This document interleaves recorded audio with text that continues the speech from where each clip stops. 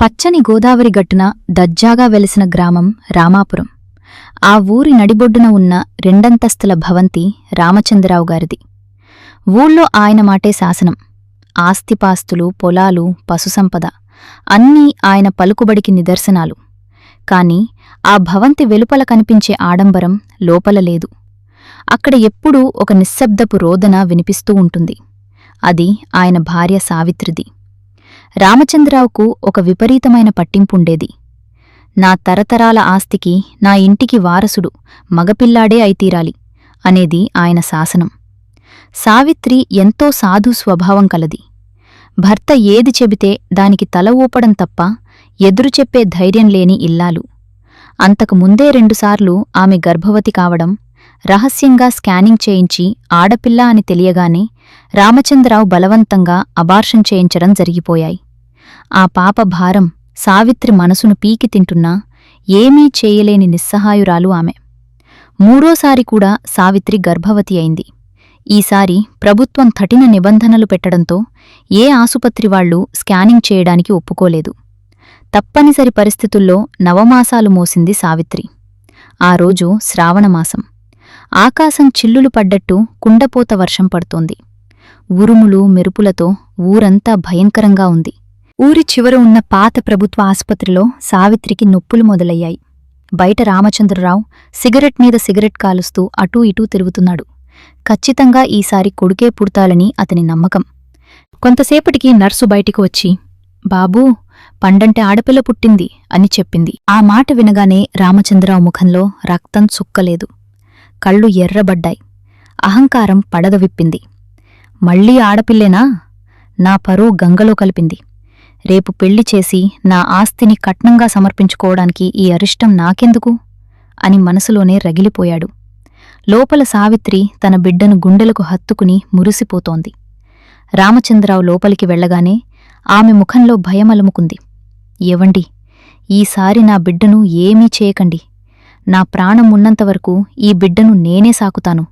మీకు ఏ భారమూ కానివ్వను అని కన్నీళ్లతో బతిమిలాడింది. కాని రామచంద్రరావు రాతి గుండె కరగలేదు. పంతం ఆయన కళ్లను కప్పేసింది. డాక్టర్లకు డబ్బు ఆశ చూపి సావిత్రికి మత్తుమందు ఇప్పించాడు. అర్ధరాత్రి సమయం. కుంభవృష్టిగా వర్షం పడుతోంది. ఎవరూ చూడకుండా ఆ పసిగుడ్డును ఒక పాత తువ్వాలులో చుట్టి కారులో బయల్దేరాడు. చలికి వణుకుతూ ఆకలితో ఆ పసికందు రోదిస్తున్నా ఆ తండ్రిలో ఏమాత్రం కనికరం కలగలేదు. ఊరి పొలిమేరలో ఉన్న పాడుబడిన అనాథాశ్రమం మెట్లమీద ఆ వర్షంలో ఆ బిడ్డను వదిలేసి కనీసం వెనక్కి కూడా తిరిగి చూడకుండా వెళ్ళిపోయాడు. ఉదయం మత్తు వదిలి లేచి చూసేసరికి పక్కన బిడ్డలేదు. సావిత్రి గుండెలు పగిలేలా ఏడ్చింది. బిడ్డ చనిపోయి పుట్టింది, పాతిపెట్టేశాను. ఇంకెప్పుడూ ఈ విషయం ఎత్తవద్దు అని రామచంద్రరావు కఠినంగా చెప్పడంతో ఆ తల్లి నోరు మూసుకుని లోలోపల కుమిలిపోవడం తప్ప ఏమీ చేయలేకపోయింది. తెల్లవారింది. వర్షం తగ్గుముఖం పట్టి చల్లటి గాలి వీస్తోంది. ఊర్లో ప్రభుత్వ బడిలో హెడ్మాస్టర్గా పనిచేసి రిటైర్ అయిన రాఘవయ్య గారు ఆ ఊరికి పెద్ద దిక్కు. ఆయనకు భార్య, పిల్లలు ఎవరూ లేరు. భార్య ఎప్పుడో చనిపోయింది. పుస్తకాలు, పిల్లలకు ఉచితంగా చదువు చెప్పడమే ఆయన ప్రపంచం. ఆ రోజు ఉదయం ఆయన గుడికి వెళ్తుండగా అనాథాశ్రమం వైపు నుండి పిల్లి కూనలాంటి సన్నటి ఏడుపు వినిపించింది. ఆత్రంగా దగ్గరకు వెళ్లి చూస్తే చలికి నీలం రంగులోకి మారిపోయి ప్రాణాపాయ స్థితిలో ఉన్న ఆ చిన్నారి కనిపించింది. రాఘవయ్య గుండె ద్రవించిపోయింది. వణుకుతున్న చేతులతో ఆ పాపను చేతుల్లోకి తీసుకోగానే ఆ పసికందు ఏడుపు ఆపి ఆయన చూపుడు వేలును గట్టిగా పట్టుకుంది. ఎంతటి కసాయివాళ్లు ఈ అభంశుభం తెలియని పసికందును వదిలేశారు? ఆడపిల్లైతే మాత్రం బతికే హక్కులేదా ఈ సమాజంలో అనుకుంటూ ఆ పాపను తన చొక్కాలో వెచ్చగా దాచుకుని ఇంటికి తీసుకువెళ్లాడు. ఊరివాళ్లు చూసి, నీకెందుకు మాస్టారు ఈ వయసులో ఈ తలనొప్పి? ఎవరో వదిలేసిన పాపాన్ని నువ్వెందుకు మోస్తావు? ఆశ్రమంలో ఇచ్చేయ్ అని సలహా ఇచ్చారు.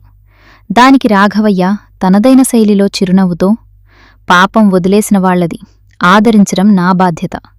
నా ఇంటికి వచ్చిన ఈ బిడ్డ సాక్షాత్తు సరస్వతీదేవి, నా పాలిట మహాలక్ష్మి అని బదులిచ్చాడు.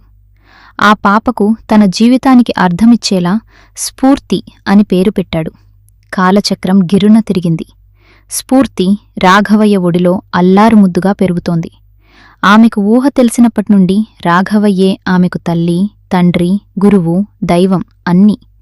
స్ఫూర్తి చాలా చురుకైనది. చదువులో ఎప్పుడూ ముందుండేది. అయితే రాఘవయ్యకు వచ్చే కొద్దిపాటి పెన్షన్ ఇద్దరికీ సరిపోయేది కాదు. పండగొచ్చినా తనకు కొత్త బట్టలు కొనుక్కోకుండా స్ఫూర్తికి పుస్తకాలు కొనేవాడు రాఘవయ్య. ఒకరోజు స్కూల్ ఫీజు కట్టడానికి డబ్బుల్లేకపోతే రాఘవయ్య తన చేతికి ఉన్న తన భార్య ఏకైక జ్ఞాపకమైన బంగారు ఉంగరాన్ని అమ్మడం స్ఫూర్తి కంటపడింది. ఆ రాత్రి తండ్రి దగ్గరకు వెళ్ళి ఆయన ఒడిలో తలపెట్టుకుని కన్నీళ్లు పెట్టుకుంది. నాన్నా, నాకోసం నువ్వు పడుతున్న కష్టం నాకు తెలుసు. నేను బాగా చదువుకుంటాను. ఆడపిల్లంటే భారం కాదని, అదృష్టమని ఈ ప్రపంచానికి చాటి చెప్తాను. నువ్వు గర్వపడే స్థాయికి వెళ్తాను అని మాట ఇచ్చింది. ఆనాటి నుండి స్ఫూర్తి ధ్యాస అంతా చదువు మీదే. పగలు బడిలో చదువు, రాత్రిపూట కిరోసిన్ దీపం కింద చదువు. 10వ తరగతిలో జిల్లాకే ఫస్ట్ ర్యాంక్ సాధించింది. ఆ రోజు రాఘవయ్య ఆనందభాష్పాలతో ఆమెను హత్తుకున్నాడు. మరోవైపు రామచంద్రరావు ఇంట్లో పరిస్థితులు వేరేలా ఉన్నాయి. స్ఫూర్తిని వదిలేసిన 2 ఏళ్లకు సావిత్రి ఒక మగబిడ్డకు జన్మనిచ్చింది. వాడికి కార్తిక్ అని పేరు పెట్టారు. రామచంద్రరావు ఆనందంతో ఊరంతా మిఠాయిలు పంచారు. కొడుకు పుట్టాడన్న గర్వంతో వాడిని అతి గారాబంగా పెంచాడు. అడిగింది అడిగినట్టు ఇవ్వడంతో కార్తిక్ చిన్నప్పటి నుండే చెడు సహవాసాలకు బానిసయ్యాడు. స్కూల్ ఎగగొట్టడం, డబ్బులు దొంగిలించడం చేసేవాడు. రామచంద్రరావు మందలిస్తే ఎదురు తిరిగి అరిచేవాడు. సావిత్రి కన్నీళ్లు పెట్టుకుంటూ, మనం చేసిన పాపమేమోనండి. లక్ష్మీదేవిలాంటి ఆడబిడ్డను అనాథగా వదిలేశాం. ఇప్పుడు ఈ కొడుకు మన పాలిట యముడిలా తయారయ్యాడు అని కుమిలిపోయేది. దానికి రామచంద్రరావు అహంకారంతో, మగాడన్నాక ఆ మాత్రం పౌరుషం ఉంటుంది. వాడికేం తక్కువ చేశాను, వాడేనా ఆస్తికి దిక్కు అని సమర్థించుకునేవాడు. డిగ్రీ పూర్తయిన తర్వాత సివిల్స్ కోచింగ్ కోసం ఢిల్లీ వెళ్లాలన్నది స్ఫూర్తికళ. దానికి లక్షల్లో ఖర్చవుతుంది. రాఘవయ్య ఏమాత్రం ఆలోచించకుండా తను ఉంటున్న పెంకుటిల్లును కుదువపెట్టి తన ప్రాణమైన పుస్తకాలను సైతం అమ్మి డబ్బు తెచ్చి స్ఫూర్తి చేతిలో పెట్టాడు. నువ్వు వెళ్ళు తల్లి, నీ లక్ష్యాన్ని సాధించి తిరిగిరా. నీ గెలుపు చూసేవరకు ఈ ప్రాణం పోదు అని ఆశీర్వదించి పంపాడు. ఢిల్లీలో స్ఫూర్తి ఒక చిన్న గదిలో ఉంటూ పగలు రాత్రి అనకుండా కష్టపడింది. ఒక పూట మాత్రమే భోజనం చేసి మిగతా సమయం మొత్తం చదువుకే కేటాయించింది. 2 ఏళ్ల కఠోర శ్రమ తర్వాత సివిల్స్ ఫలితాలు వచ్చాయి. స్ఫూర్తి ఆల్ ఇండియా స్థాయిలో 12వ ర్యాంకు సాధించి ఐఏఎస్కు ఎంపికైంది. ఈ వార్త రాష్ట్రవ్యాప్తంగా మారుమోగిపోయింది. ఒక పేద మాస్టారి పెంపకంలో దేశం గర్వించదగ్గ స్థాయికి ఎదగడం చూసి ఆ ఊరంతా రాఘవయ్యకు జేజేలు పలికింది. అదే సమయంలో రామచంద్రరావు సామ్రాజ్యం కుప్పకూలడం మొదలైంది. కార్తీక్ జల్సాలు శృతిమించాయి. వ్యాపారం పేరుతో తండ్రి దగ్గర ఉన్న పొలాలు అమ్మి డబ్బు తీసుకున్నారు. ఆ డబ్బును జూదంలో, షేర్ మార్కెట్లో పెట్టి పూర్తిగా పోగొట్టుకున్నాడు. అప్పులవాళ్లు ఇంటిమీద పడటంతో రామచంద్రరావు తన పరువు కాపాడుకోవడానికి ఉన్న ఆ కాస్త భవంతిని కూడా అమ్మి అప్పులు తీర్చాడు. మిగిలిన కొద్దిపాటి సొమ్ముతో ఒక చిన్న అద్దె ఇంట్లోకి మారారు. పెళ్లైన తర్వాత కార్తీక్ అసలు రంగు బయటపడింది. భార్య మాటలు విని కన్న తల్లిదండ్రులను హింసించడం మొదలుపెట్టాడు. ఒకరోజు రాత్రి, మీరు నాకు చేసిందేంటి? ఉన్న ఆస్తిని నాశనం చేశారు. మిమ్మల్ని పోషించే ఓపిక నాకు లేదు. ఎక్కడికైనా పోయి చావండి అని చెప్పి కన్న తల్లిదండ్రులను మెడబట్టి బయటకు గెంటేశాడు. నిన్నటిదాకా ఊళ్ళో దర్జాగా బతికిన రామచంద్రరావు ఇప్పుడు రోడ్డున పడ్డాడు. కట్టుకునేందుకు సరైన బట్టల్లేక, తినడానికి తిండిలేక బిక్కుబిక్కుమంటూ ఊరి శివార్లలో ఉన్న ఒక పాత గుడిమండపంలో తలదాచుకున్నారు ఆ దంపతులు. ఆనాడు పసిగుడ్డును వదిలేశారు. ఈరోజు మన కొడుకు మనల్ని గెంటేశాడు. ఇది మన కర్మ అని సావిత్రి రోదిస్తుంటే రామచంద్రరావుకు అప్పుడు తెలిసింది తను చేసిన తప్పు ఎంత పెద్దదో. స్ఫూర్తి ట్రైనింగ్ పూర్తయ్యాక తన సొంత జిల్లాకే కలెక్టర్గా బదిలీ అయి వచ్చింది. చార్జ్ తీసుకున్న మొదటి రోజే ఆమె తన కుర్చీ పక్కన తన తండ్రి రాఘవయ్యను కూర్చోబెట్టుకుని గౌరవించింది.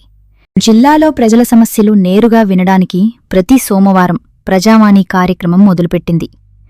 ఆ రోజు ప్రజావాణి హాలు కిటకిటలాడుతోంది. వందలాది మంది తమ సమస్యలతో వచ్చారు. అందులో మాసిపోయిన బట్టలతో, వణుకుతున్న చేతులతో, కన్నీరు కారుస్తూ రామచంద్రరావు, సావిత్రి కూడా ఒక మూల నిలబడి ఉన్నారు. తమ కన్న కొడుకు మోసం చేశాడని, తమకు న్యాయం చేసి కొడుకు నుండి భరణం ఇప్పించాలని ఒక అర్జీ రాసుకుని వచ్చారు. వారి వంతు రాగానే కలెక్టర్ స్ఫూర్తి ముందుకు వచ్చి నిలబడ్డారు. స్ఫూర్తి వారి అర్జీని చదివింది. పేరు రామచంద్రరావు, సావిత్రి, ఊరు రామాపురం. ఆ ఊరి పేరు చూడగానే ఆమె దృష్టి వారిపై పడింది. పక్కనే ఉన్న రాఘవయ్య వారిని వెంటనే గుర్తుపట్టాడు. ఆయనకు రామచంద్రరావు గతం తెలుసు. పైగా పాప దొరికిన రాత్రి అనాథాశ్రమం దగ్గర రామచంద్రరావు కారు వెళ్లడం ఆయన చూశాడు. ఆ అర్ధరాత్రి, ఆ వర్షంలో ఆ కారు ఆ ఊళ్ళో ఎవరిదో ఆయనకు స్పష్టంగా తెలుసు. రాఘవయ్య మెల్లగా స్ఫూర్తి చెవిలో అసలు నిజం చెప్పాడు. తను ఎవరికోసమైతే ఇన్నాళ్లు ఒక సమాధానం వెతుకుతోందో, తనను చెత్తబుట్టలో వేసిన ఆ కన్నవాళ్లు ఇప్పుడు అనాథల్లా తన ముందే నిలబడి ఉండడం చూసి స్ఫూర్తి గుండెవేగం పెరిగింది. మనసులో తుఫాను రేగుతున్నా ముఖంలో మాత్రం ఒక అధికారికి ఉండాల్సిన గాంభీర్యాన్ని పోనివ్వలేదు. వెంటనే తన సిబ్బందిని పిలిచి కార్తీక్ను అరెస్ట్ చేసి తీసుకురావాలని ఆదేశించింది. పోలీసుల జీపు చూసి భయపడిపోయిన కార్తీక్ గంటలో అక్కడికి వచ్చాడు.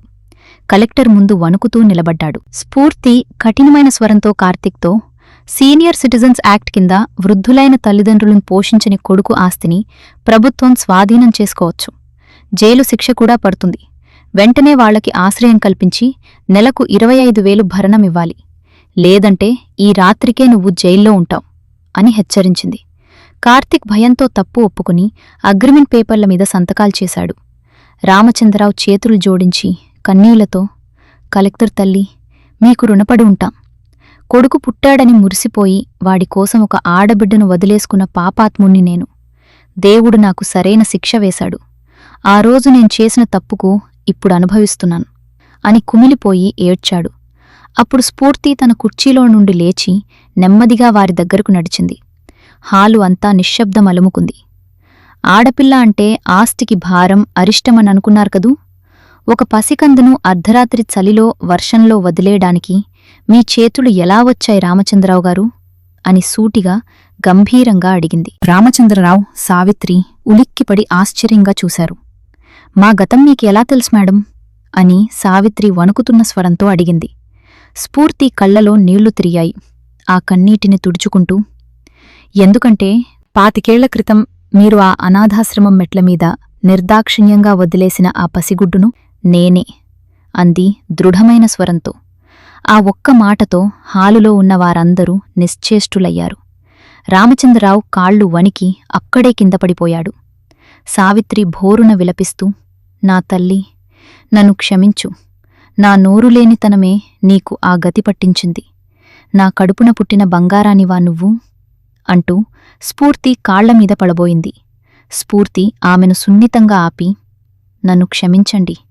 మీరు నాకు కేవలం జన్మనిచ్చారు. కాని నాకు జీవితాన్ని, ఊపిరిని, గుర్తింపుని ఇచ్చింది మాత్రం నా తండ్రి రాఘవయ్య గారు అని రాఘవయ్యను చూపించింది.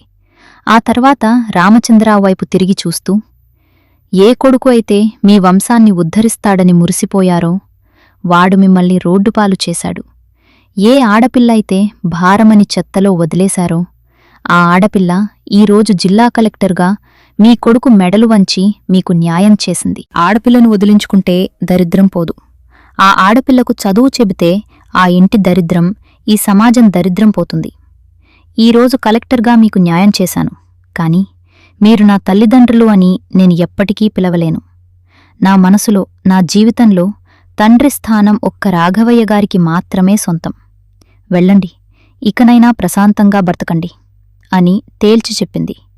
రామచంద్రరావుకు తను చేసిన తప్పుకు ఈ జన్మలో ప్రాయశ్చిత్తం లేదని అర్థమైంది. కన్నీరు కారుస్తూ తలదించుకుని సావిత్రితో కలిసి అక్కడ్నుండి నడుచుకుంటూ వెళ్ళిపోయాడు. స్ఫూర్తి వెనక్కి తిరిగి రాఘవయ్య దగ్గరకు వెళ్లి ఆయన పాదాలకు నమస్కరించింది. నువ్వు లేకపోతే ఈ స్ఫూర్తి లేదు నాన్నా అని కౌగిలించుకుని ఏడ్చింది. రాఘవయ్య గర్వంగా తన కూతురి తల నిమిరుతూ కన్నీరు కార్చాడు. ఆ కన్నీరు ఒక తండ్రి గెలుపునకు, ఒక ఆడపిల్ల సాధించిన అద్భుత విజయానికి సజీవ సాక్ష్యంగా మిగిలిపోయింది. ఈ కథ మీ మనసును హత్తుకుందని ఆశిస్తున్నాం. ఆడపిల్లంటే ఇంటికి భారం కాదు, సరైన అవకాశమిస్తే ఆకాశమే హద్దుగా ఎదుగుతారు అనడానికి స్ఫూర్తి జీవితమే ఒక అద్భుతమైన ఉదాహరణ. కన్నవాళ్లు వదిలేసిన కళ్లలో పెట్టుకుని పెంచిన ఆ పెంపుడు తండ్రి ప్రేమ గురించి, అలాగే తనను వదిలేసిన తల్లిదండ్రులకు స్ఫూర్తి చెప్పిన గుణపాఠం గురించి మీ అభిప్రాయాన్ని కింద కామెంట్ రూపంలో మాతో పంచుకోండి. ఈ కథ మీకు నచ్చినట్లయితే తప్పకుండా లైక్ చేసి, ఆడపిల్లల పట్ల మార్పు రావాలని కోరుకునే ప్రతి ఒక్కరికి ఈ వీడియోను షేర్ చేయండి. ఇలాంటి మరెన్నో హృదయానికి హత్తుకునే స్ఫూర్తిదాయకమైన కథల కోసం వెంటనే మన నవలాలోకం ఛానల్ను సబ్స్క్రైబ్ చేసుకోండి. పక్కనే ఉన్న గంట గుర్తును నొక్కడం మాత్రం మర్చిపోకండి. మరో అద్భుతమైన కథతో మళ్లీ మీ ముందుకు వస్తాం. అంతవరకు సెలవు. నమస్కారం.